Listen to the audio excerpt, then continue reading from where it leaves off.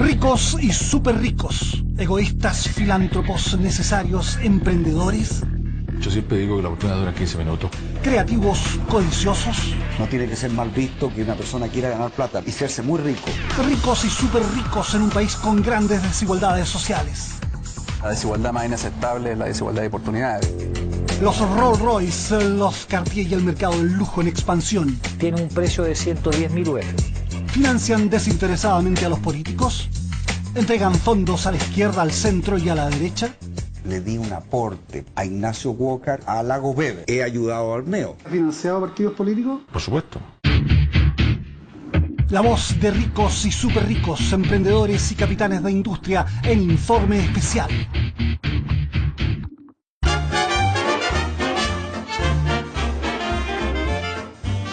En 1930 se decía que cuando se viajaba en un Rolls Royce era tal el silencio en su interior que solo se escuchaba el tic-tac del reloj.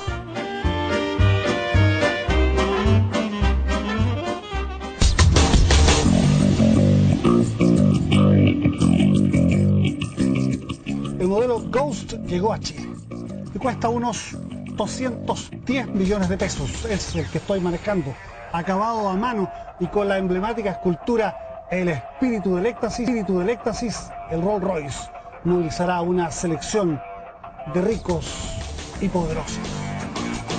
Leonardo Farcas ya no tendrá la exclusividad de manejar en Chile el auto más lujoso del mundo.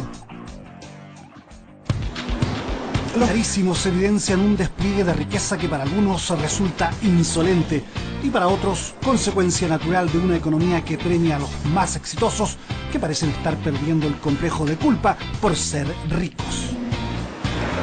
Si a un señor le gusta pintarse el pelo rojo, que se lo pinte. Si le gusta andar en un auto más caro, bueno, si se lo compró con su plata, problema de él.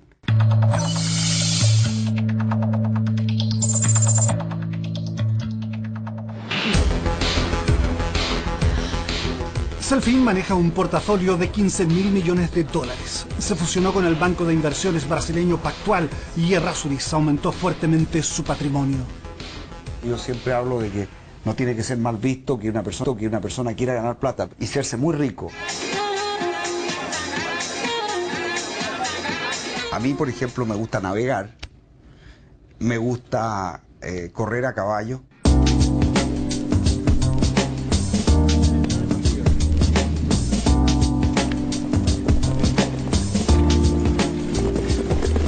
Los negocios para crear valor, para ganar plata, para darle un bienestar a tu familia, pero el propósito de la vida del hombre es jugar. Entonces, el empresario que trabaja y no juega, quiere decir que no entiende para qué trabajó.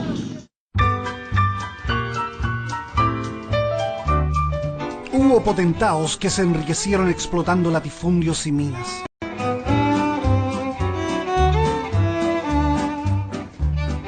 Aunque levantaron señoriales mansiones, los ricos de 1920 tenían gustos discretos. Por entonces, habría sido inimaginable regalar dinero o cantar en la Quinta Vergara.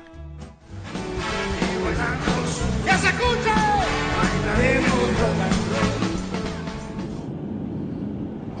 Viajamos ahora por la región del Maule junto a un empresario que representa una fortuna familiar 50 veces mayor que la de Farcas. Es Bernardo Larraín Mate, presidente de Colbún, compañía del Grupo Mate, uno de los 5 clanes económicos más ricos de Chile. Estoy consciente que soy una persona privilegiada, digamos. Yo creo que las oportunidades que tuve por haber nacido en la familia que nací, por la formación que tuve, por el colegio donde estuve, por la universidad, por los posgrados que hice, no hay duda que hay una parte de privilegio que no todos tienen, digamos.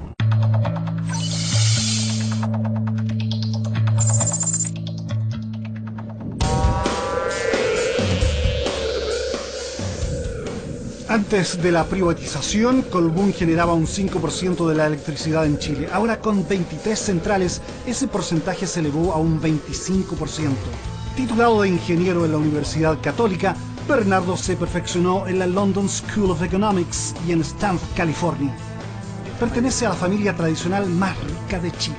Es hijo de la experta en educación Patricia Mate, quien junto a sus hermanos Eliodoro y Bernardo forman una formidable troika con diversificados negocios. importante en el fondo es que siendo privilegiado, no dormirse en los laureles y sentir que lo que está haciendo aporta valor al país, aporta valor al desarrollo del país, a una mayor igualdad, en fin, y eso me siento muy tranquilo que estoy en el lugar correcto, que trabajando en empresas que crean empleo, que invierten. Alejado de la ostentación trabajólico obsesivo, Bernardo será probablemente el futuro líder de la gigantesca armada empresarial MATE, presente en industrias forestales y papel, bancas, seguros, puertos y materiales de construcción. Son muchos los desafíos, muchas las compañías, por lo tanto creo que hay trabajo para todos. Es probable que en varios años más la foto de Bernardo aparezca en el ranking anual de billonarios, personas más de $1.000 millones de la revista Forbes. Su madre, Patricia, y sus tíos figuraron este año, aunque sin fotografías, en el lugar 86 del mundo, con una fortuna familiar de $10.200 millones de dólares. Más atrás, en el puesto 98, quedó Horst Paulmann, con $9.300 millones y en el lugar 32 la familia Luxich sin fotografía con $17.200 millones. En el top 21 figura el presidente Piñera con $2.400 millones y en el lugar 1015 con $1.200 millones Roberto Angelini, dueño de Copec.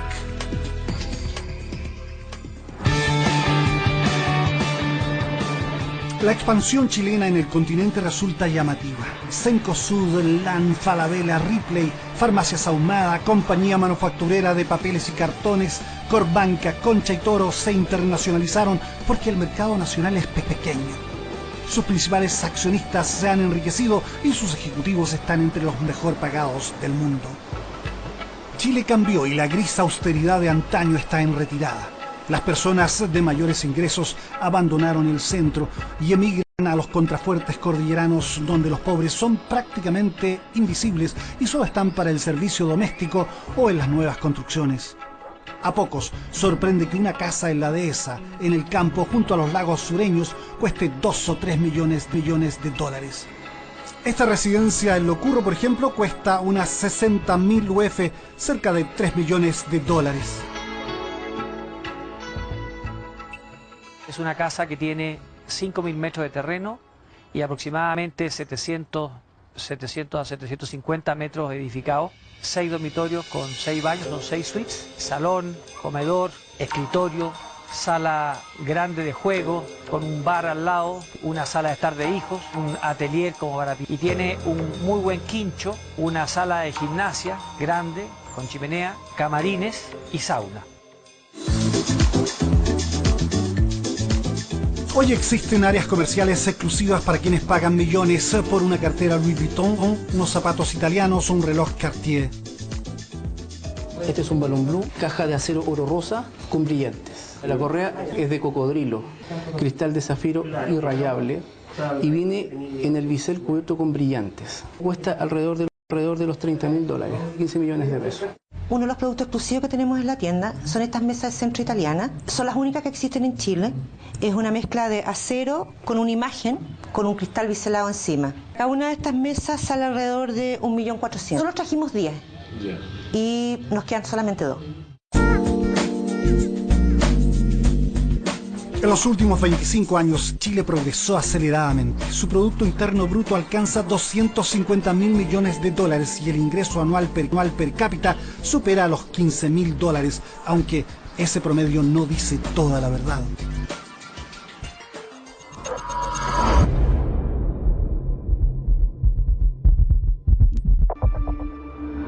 El ingreso del 10% más rico de los chilenos, 1.600.000 personas, se eleva a $60.000 anuales y es más alto que el promedio de naciones como Alemania o Estados Unidos.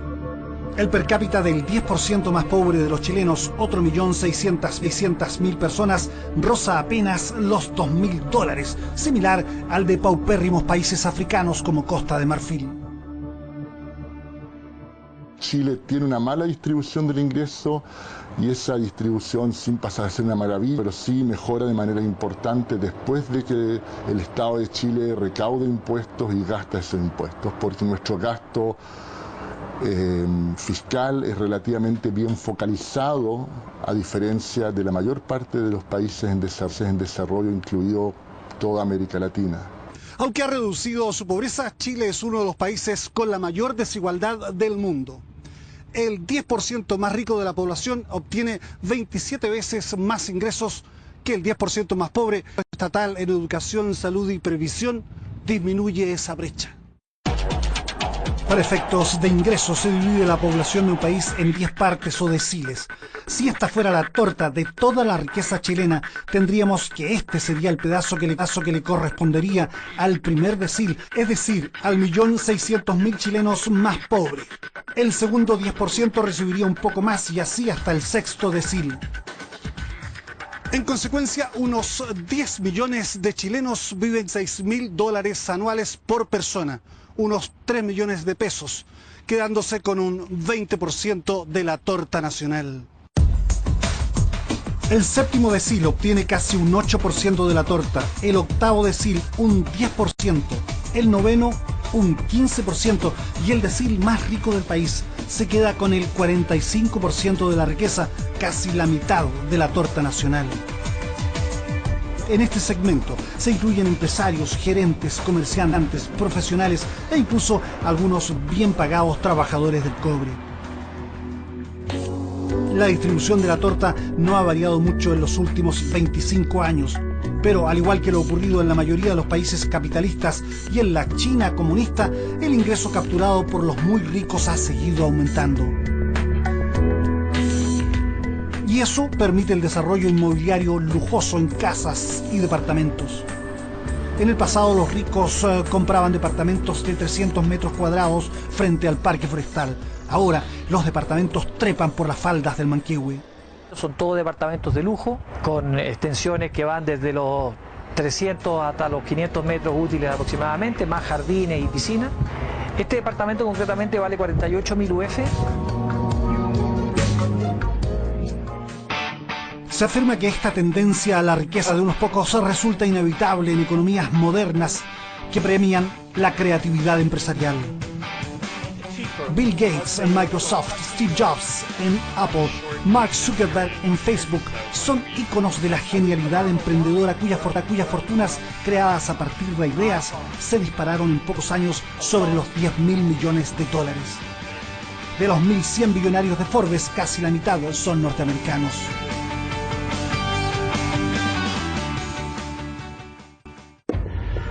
Hace 50 años, pocos sabían en Chile de las familias Sayé, Paulman y Luxich. No pertenecían a la élite del país, pero ellas fueron parte del empuje que puso al país a la cabeza de Latinoamérica. Hoy están entre los súper ricos del mundo. Los Luxich, dueños del Banco de Chile, Madeco, Canal 13, Mina Los Pelambres, Cervecera CCU, Viña San Pedro, Compañía Sudamericana de Vapores y con intereses en numerosas otras empresas y en Croacia, lugar 32 del último ranking de Forbes, con más de $17.000 millones. La revista destaca los $3 millones donados a la Teletón. Un aporte a la Teletón de $1.000 millones de pesos. El joven inmigrante alemán Horst Paulman comenzó con un restaurante en Temuco y continuó con una cadena de supermercados y centros comerciales en Chile y el extranjero. A los 77 años tiene la tercera mayor fortuna de Chile y el Costanera Center incluye al rascacielos más alto de Latinoamérica.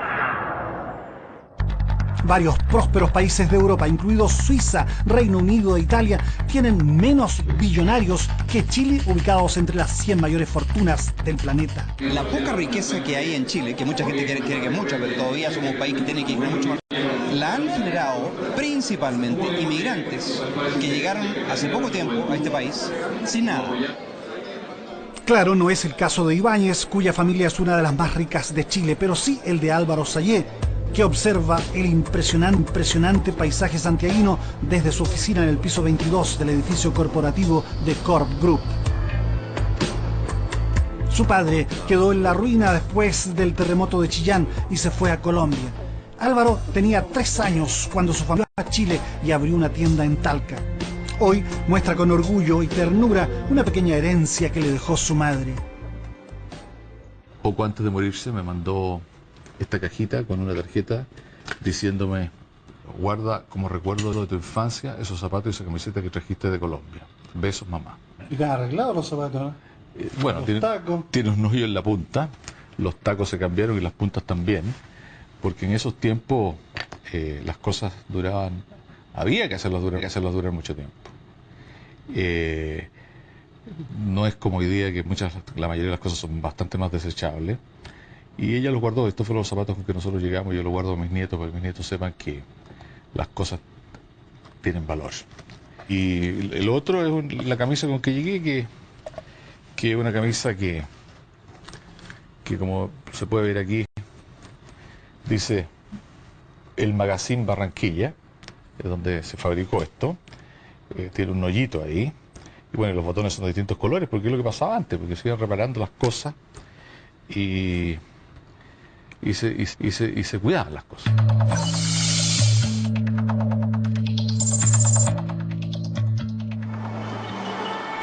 Sayé estudió en la Universidad de Chile, plantel del cual fue decano, y en la Universidad de Chicago. Trabajó en el Banco Central y luego en meteórica carrera empresarial, aunque no pertenecía a la élite de los negocios. Yo me acuerdo perfectamente que cuando nosotros recién compramos el Banco Osorno, se decía que no durábamos 6 meses. Y ese fue uno de los proyectos privados más exitosos que se ha hecho nunca en Chile.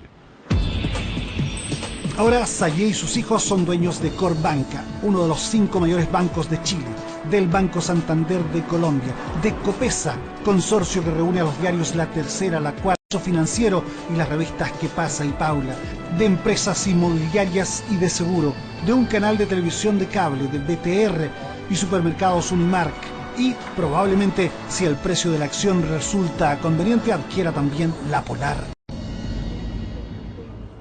Las oportunidades duran poco. Yo siempre digo que las oportunidades duran 15 minutos, como dijo Andy Warhol respecto a la fama. Y uno tiene que tomarlas en ese minuto, no después, no antes. Y por lo tanto uno tiene que estar atento, tiene que tener esa flexibilidad para subirse al carro de esa oportunidad. Y normalmente esto se produce cuando hay crisis. Antes La Tercera no era competencia para el Mercurio. Con los Sayé la situación ha cambiado dramáticamente, pues su diario se ha transformado en un más liberal en los círculos del poder político y económico. Yo creo que uno no debe discriminar por opción sexual, no debe discriminar por pensamiento ideológico, no debe discriminar por sexo. Yo creo que estamos en un mundo en el cual todos deben aceptar con alegría las diferencias. ¿Son distintos los ricos al resto de los humanos? Afirmativamente Fitzgerald en la novela El Gran Gatsby.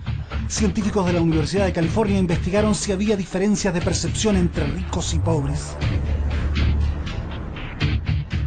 Al mostrarles fotografías de gente expresando emociones, las personas de origen socioeconómico bajo, sin riqueza familiar, sin educación superior, se comportaron mucho mejor y hasta un 10% mejor que las personas ricas y más educadas al momento de juzgar e identificar la emoción de un rostro o la expresión de unos ojos. Esto reveló también la poca empatía en los ricos hacia el dolor ajeno. Sayé conoció el mundo de las necesidades y considera que la sociedad chilena es discriminatoria. Cree que en Chile falta integración y sobran los prototipos. Yo me imagino que la compasión también se cultiva, y una forma de cultivar la compasión es la experiencia. Y a eso me refería cuando decía que aquí en Chile hay mucho mundo aparte, entonces no es raro que la gente que no tiene la experiencia no tenga esa compasión. Kellner dice que los ricos tienden a enfocarse en lo suyo, en sus propios intereses, en oposición a las emociones y edades de los otros, y que son menos compasivos que los pobres.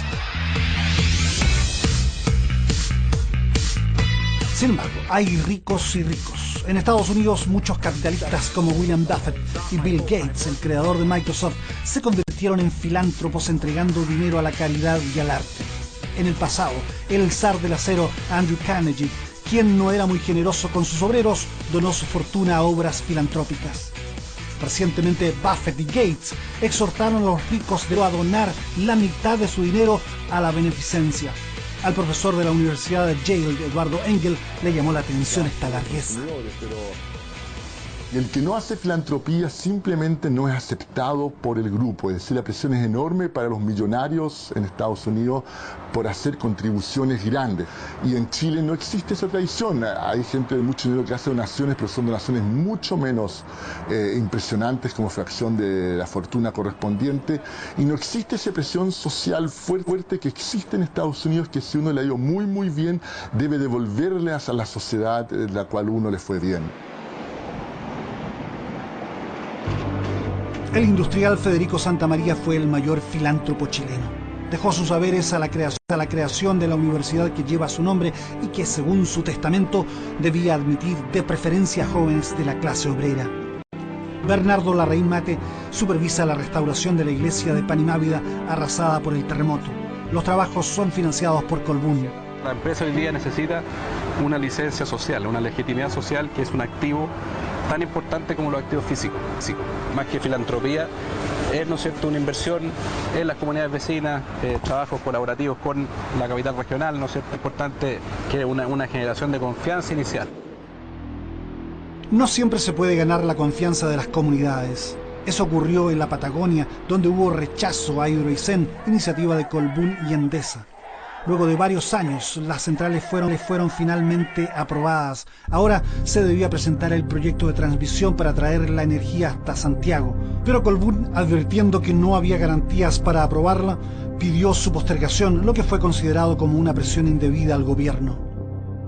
Lo que debe ocurrir ahora es un debate de cara al país, digamos, pero en el Parlamento, de cara al país por el Parlamento, junto con el Poder Ejecutivo, y posteriormente que se lleguen a amplios consensos.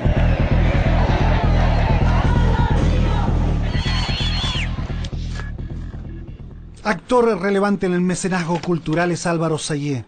Aunque de origen palestino modesto, parece comportarse como un renacentista aristócrata italiano, amante de la pintura y de todas las artes. Estoy seguro, por ejemplo, que uno puede tener una casa mucho más linda gastando lo mismo, si uno tiene un sentido de la estética. Por lo tanto, creo que la gente puede ser más feliz con esto. No solo pan, techo y abrigo, como se decía en los 60 en las campañas políticas. 100 películas pasan por directores del mundo. Álvaro financia el Sanfec, el Festival de Cine de Santiago, patrocina exposiciones como la presentada en el Museo de la Memoria con obras contra la tortura del pintor Fernando Botero, promueve la integración de personas con dificultades cognitivas a través de la Fundación Descúbreme y construye un centro cultural bajo el edificio corporativo. Está hecho sin donaciones. Sin ley de donación, es una inversión de nuestro propio dinero. Es un teatro multipropósito para 900 personas y que es de alta tecnología, por lo tanto debería tener un sonido espectacular. Y 2 salas de exposiciones muy grandes, con todos los adelantos necesarios para que nosotros podamos recibir donaciones de los países que exigen cierto nivel de seguridad. Siempre existió en Chile una fuerte relación consolidada por vía de la educación confesional entre el poder económico y la Iglesia Católica. Las familias pudientes y creyentes ponen a sus hijos en colegios como el Verbo Divino, San Ignacio, Saint George, Tabancura, Ursulinas, Cumbres y en la Universidad Católica, aunque surgen entre los más ricos voces liberales que cuestionan a la Iglesia de Roma. O sea, si tú dices que la Iglesia es uno de los culpables, de acuerdo a mi pensamiento, de que Chile y Latinoamérica siga siendo subdesarrollado, lo tienes que decir. Yo realmente lo pienso.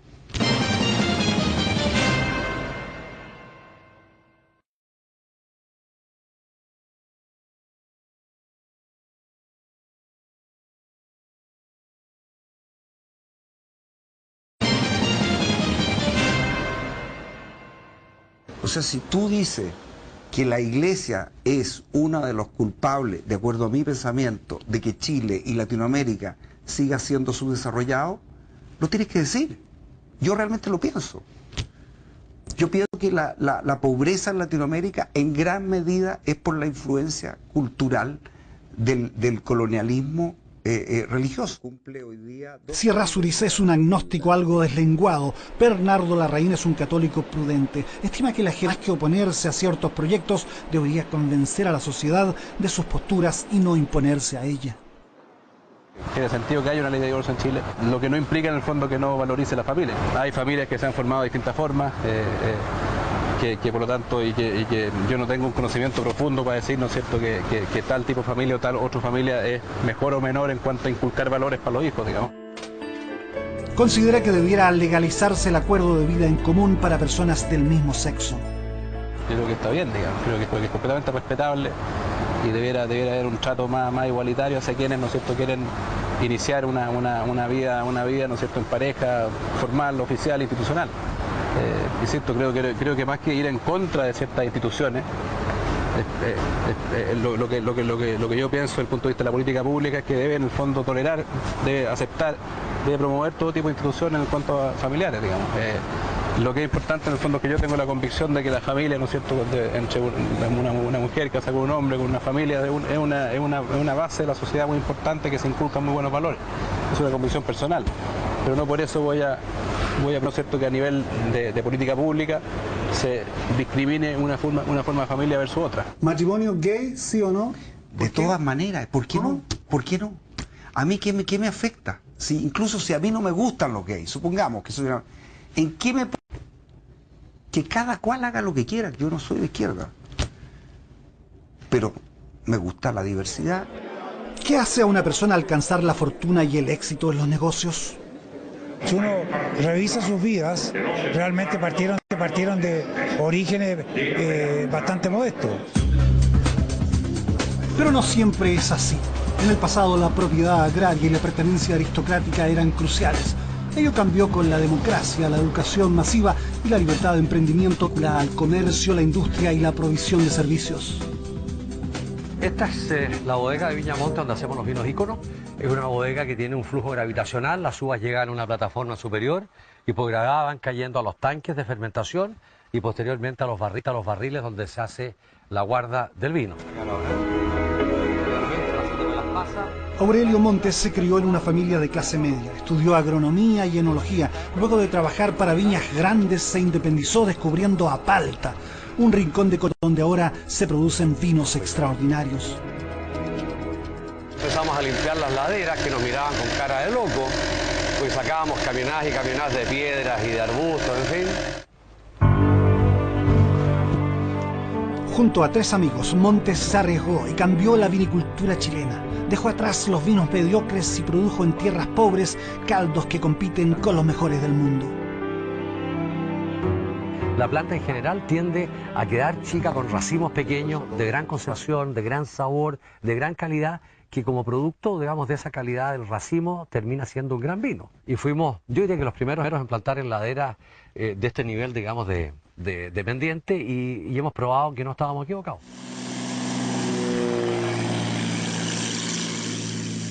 Aurelio vuela en su Cessna a Colchagua y cruza la cordillera. Ahora tiene emprendimientos a Zapallar, Marchihue, Mendoza y Estados Unidos. Su viña es la más rentable de Chile en relación al patrimonio, 800 hectáreas plantadas aquí y 250 en Argentina. Su bodega en Apalta es toda una experiencia.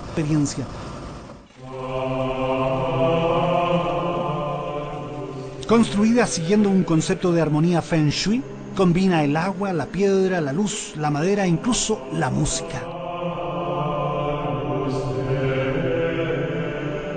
Aunque revolucionó el mundo chileno del vino, Aurelio es un católico más bien conservador y esta es su con canto gregoriano incluido que los toneles de roble francés escuchan noche y día. Yo te diría que algún efecto probablemente tenga sobre el vino, producto de las vibraciones suaves de la misma música. Considera que el mayor efecto de la música es sobre las personas que aquí trabajan, pues crea un ambiente grato y hasta mejora la productividad. Su vino Purple Angel, Ángel Púrpura, se vende en 110 países. No se le encuentra en tiendas por menos de $100 y en restaurantes por menos de 300 la botella.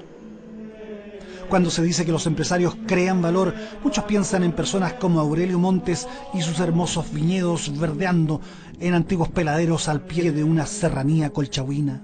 Es un vino que es fantástico para acompañar comida, básicamente comida, digamos, de alguna potencia, puede ser un jabalí o venado o faisán.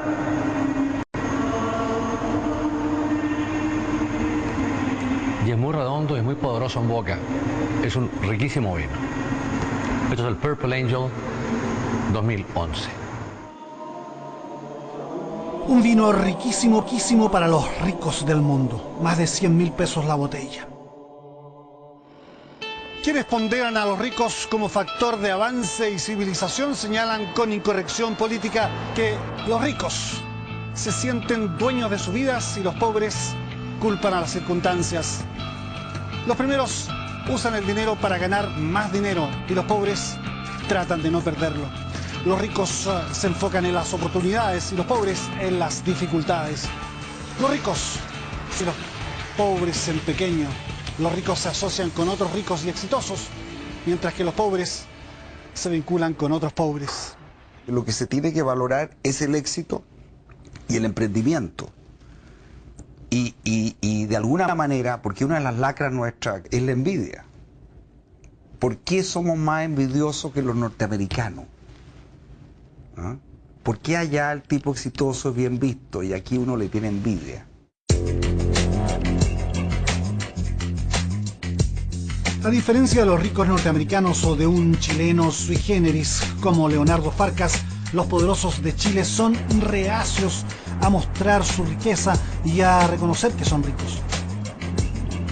Tratamos de entrevistar al mayor número posible para este programa. Pocos aceptaron, algunos se excusaron y la mayoría simplemente no respondió. Para Dacher Kellner, profesor de psicología social en California, muchos ricos piensan que el éxito económico tiene que ver con la conducta individual y con una ética del trabajo. Ignoran que entre ellos hay riqueza heredada, educación de la mejor calidad, conexiones familiares y amistades forjadas en exclusivos colegios y universidades de excelencia. Esto hace, según Kellner, que desprecien el rol de los gobiernos oponiéndose fieramente a los impuestos. William Buffett y Bill Gates, cuyas fortunas combinadas superan los millones de dólares, sugirieron el año pasado que para enfrentar la crisis económica, ellos, los ricos, debían pagar más impuestos. Buffett llegó a decir que su secretaria pagaba más impuestos que él en proporción a sus ingresos y que el gobierno debía dejar de mimarlos.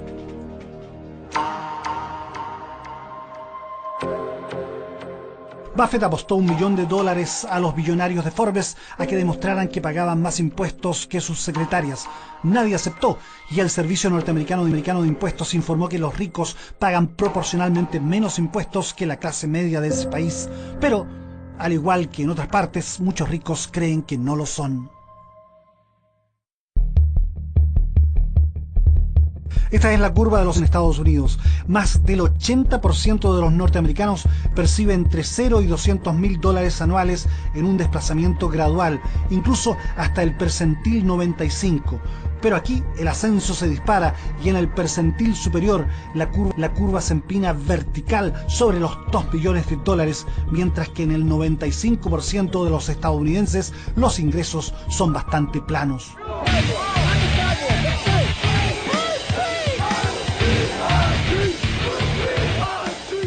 La conciencia de la desigualdad originó una protesta denominada Occupy Wall Street. Se inició en Nueva York, extendiéndose a 600 ciudades. Su principal eslogan fue "Somos el 99%", referencia a la concentración de la riqueza en el 1% de los ultra ricos.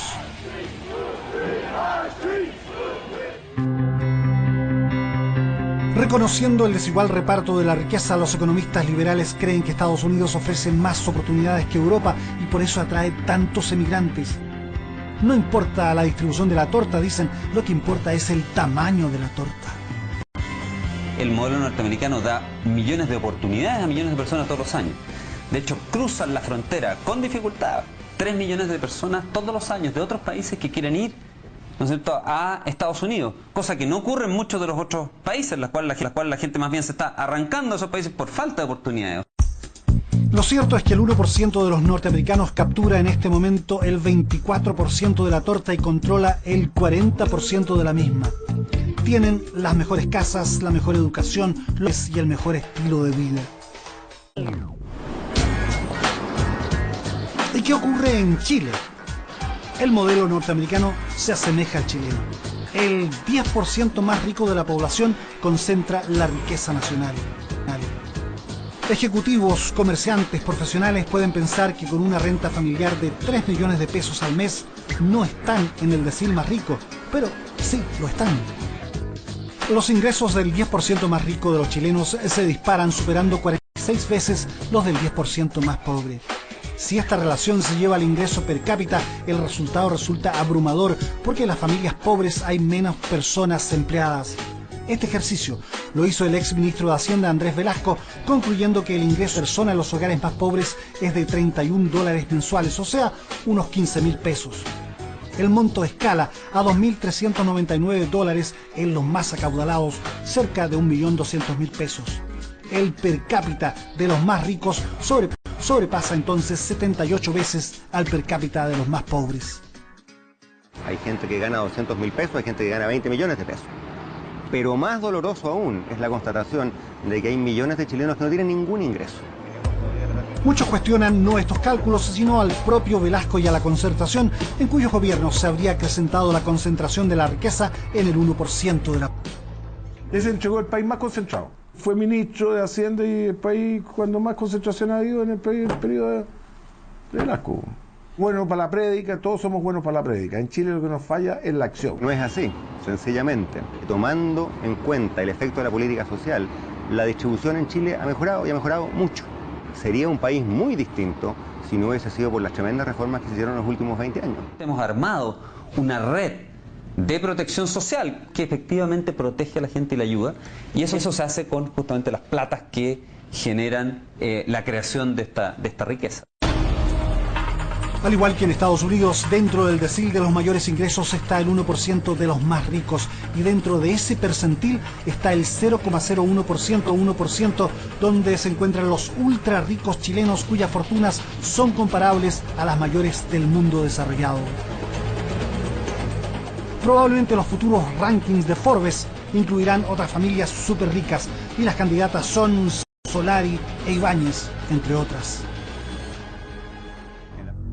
Velasco afirmó que las 7 familias más ricas de Chile, Luxich, Mate, Paulman, Angelini, Sayé, Said y Cueto, tienen un patrimonio equivalente a 75.000 millones de dólares, superior al Producto Interno Bruto de Bolivia, Paraguay y Uruguay juntos.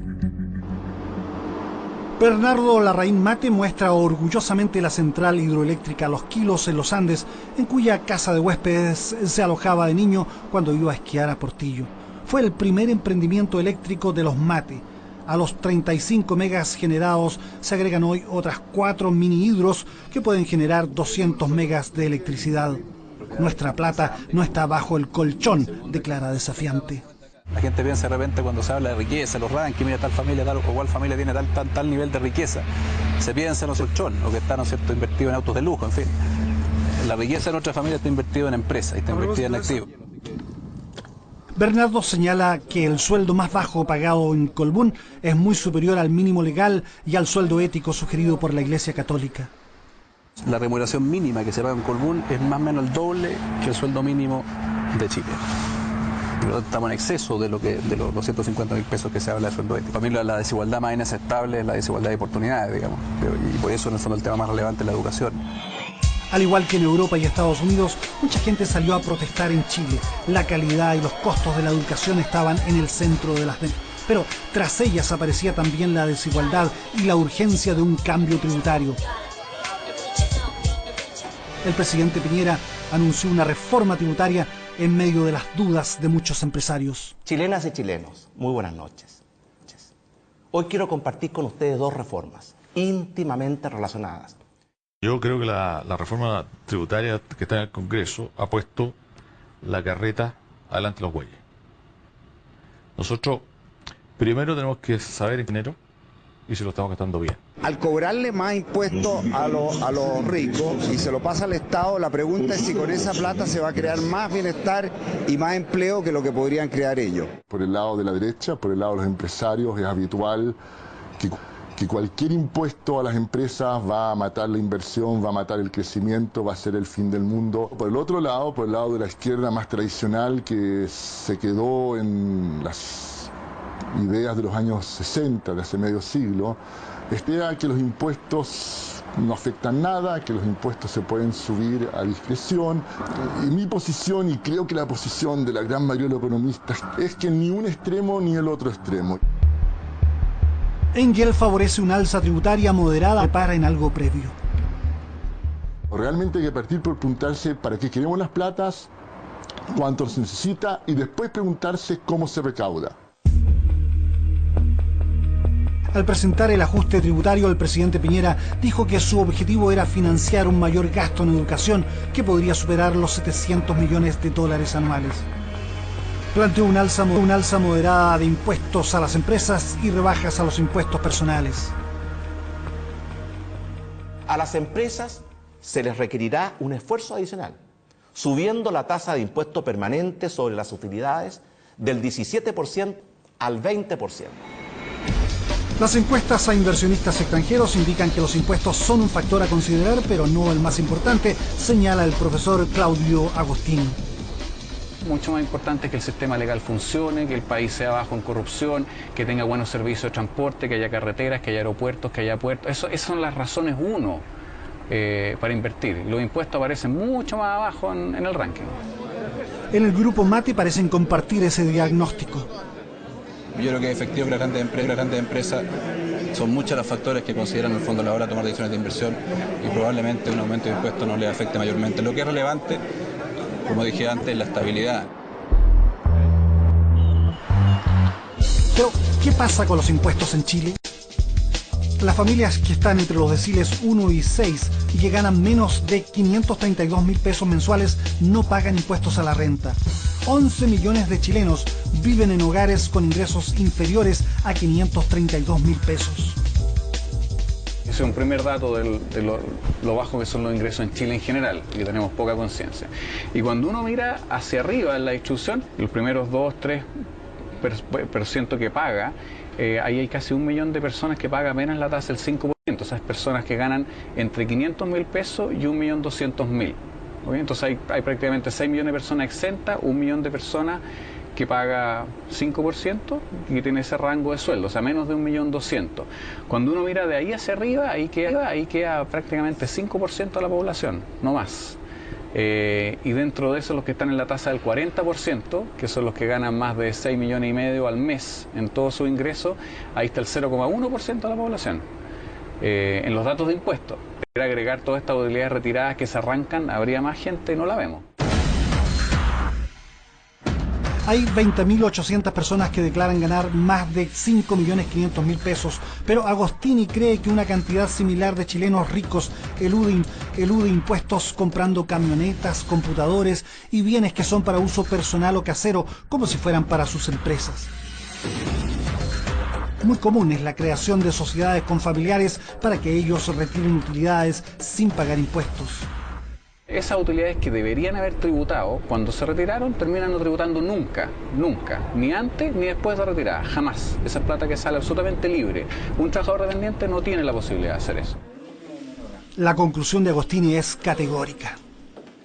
Yo puedo mover platas de mis empresas de distintas formas y pagar mucho menos impuestos que lo que paga un trabajador dependiente que gana lo mismo del que tiene esas empresas. O sea, hay una inequidad tributaria horizontal tremenda. O sea, tú como profesor, que podemos tener un buen sueldo y pagar hasta 40% de ese sueldo, en el fondo estamos pagando más que un poderoso empresario. Por supuesto, o sea, si yo soy trabajador dependiente en la universidad, gano mi sueldo y pago la tasa que me corresponde. Si yo ese mismo sueldo, en vez de ser trabajador dependiente en la universidad, tuviera una sociedad con mis hijos, con mi señora y otro par de sociedades más que le presta servicio a la universidad de docencia e investigación, yo pagaría casi la mitad de lo que pago. Y esa es la injusticia brutal. Agostini calcula que la elusión supera los 2.000 millones de dólares y en ella incluye el trato tributario mediante la renta presunta favorable a la agricultura, el transporte y la minería. Tienen el privilegio de todo, digamos. Hasta cierto monto de venta, en el caso de agricultura y en el caso de agricultura y transporte, menos de 300 millones de pesos de venta, en el caso de minería, menos de 900 millones de pesos de venta. Son sociedades que tienen utilidades significativas para el nivel de Chile. Probablemente el aumento de los impuestos podría impactar el negocio del lujo, que en Chile tiene ventas por 800 millones de dólares anuales. Algunos estiman que el lujo y el consumo conspicuo no son la expresión de una brecha social creciente entre ricos y pobres, sino la demostración del acceso de la clase media a un mercado que antes le resultaba prohibitivo. Yo creo que la gente está atreviéndose un poco más a mostrar, a gastar, a darse unos gustos en cuanto a los automóviles se refiere. Hoy día con Rolls-Royce estamos incorporando una nueva parte en el mercado superlujo, que es el confort y el prestigio de una marca como esta. Menos del 1% de los chilenos consume artículos de lujo. Estudios internacionales muestran que cuando una persona pasa la brecha de un salario mensual de $3.000, empieza a consumir productos y servicios de lujo. En Chile, un 10% de los hogares tiene un ingreso superior a esta cifra, alrededor de 1,5 millones de pesos. Esta casa tiene un jardín de 5.000 metros cuadrados.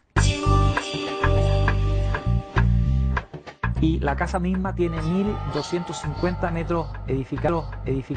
Eso se distribuye en una zona de dormitorios, que son 5 o 6 dormitorios, una zona de recibos que tiene un gran living, un comedor y un escritorio, y luego una gran área de amenities, que son una enorme sala de juego, home theater, tiene sauna, tiene un bar estupendo con bodega, tiene un departamento de servicio independiente.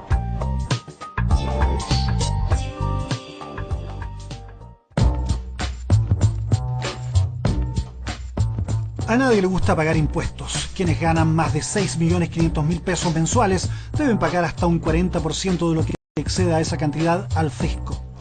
Un gerente que gane 10 millones de pesos, aparte de pagar la tasa creciente que le corresponde por los 6,5 millones y que puede llegar a un 26%, pagará 1.400.000 pesos por los 3,5 millones restantes.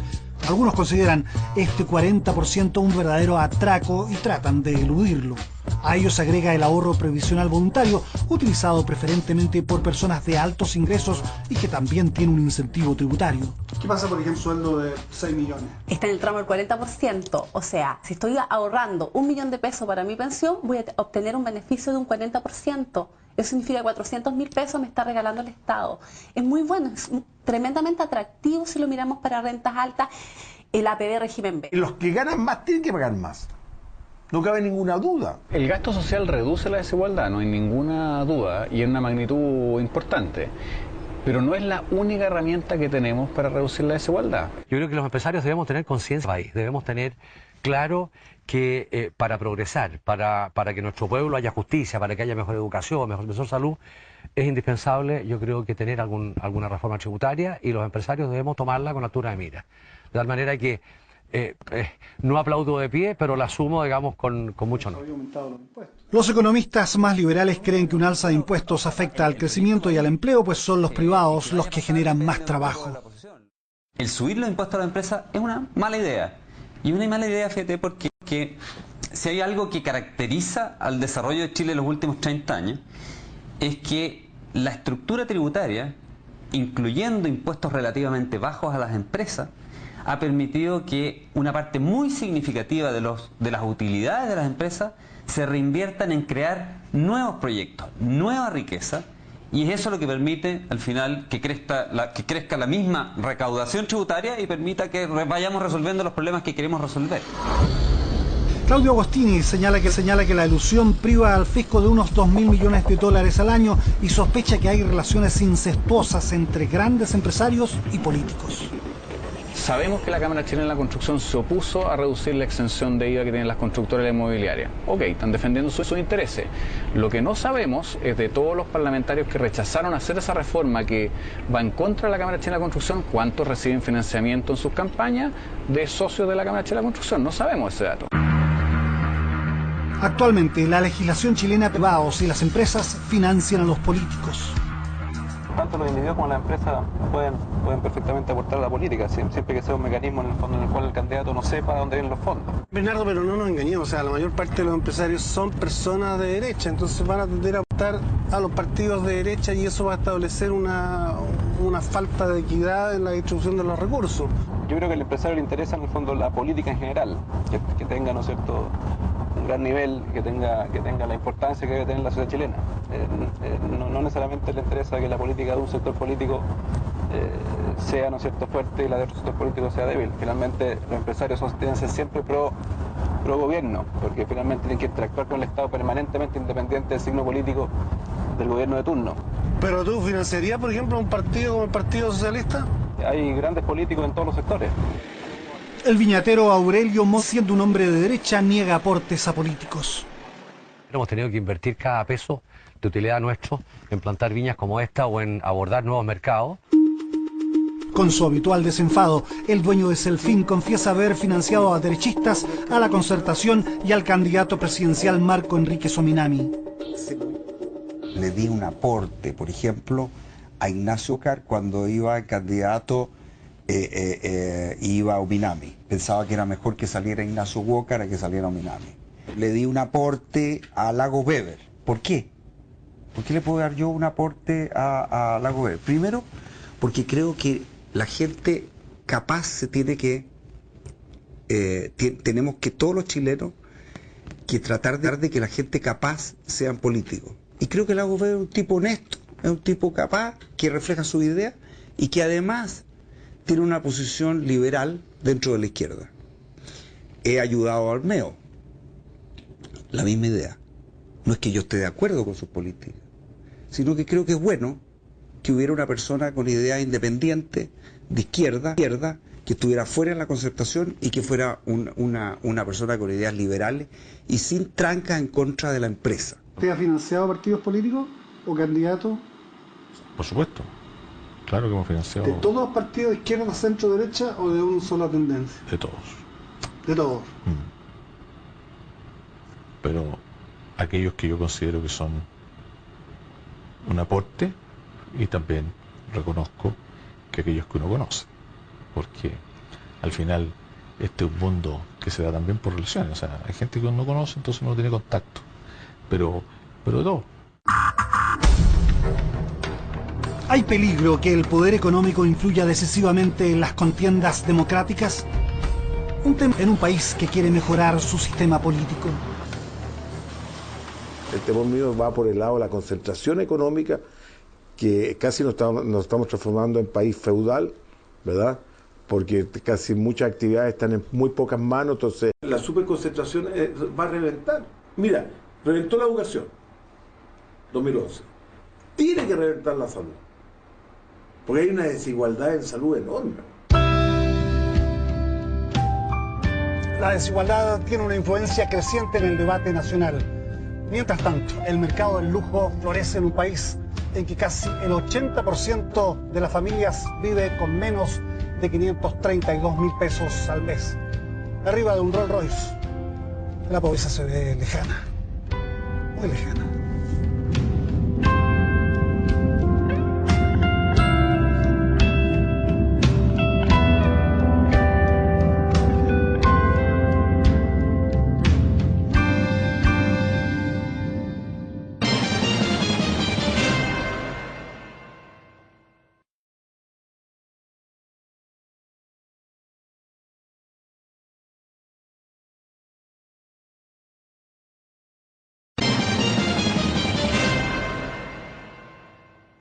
El país necesita enfrentar sus marcadas desigualdades sociales y hacer que nuestra economía y nuestra sociedad se abran en mayores oportunidades y justicia para todos. En ese esfuerzo pueden faltar los pequeños, los medianos y los grandes emprendedores, los capitanes de industria que tienen visión y sueños, aquellos hombres de fortuna que aportan innovaciones, que generan empleos estables y salarios decentes, y que al enriquecerse y crear valor pueden enriquecer también a la sociedad en su conjunto. Informe especial.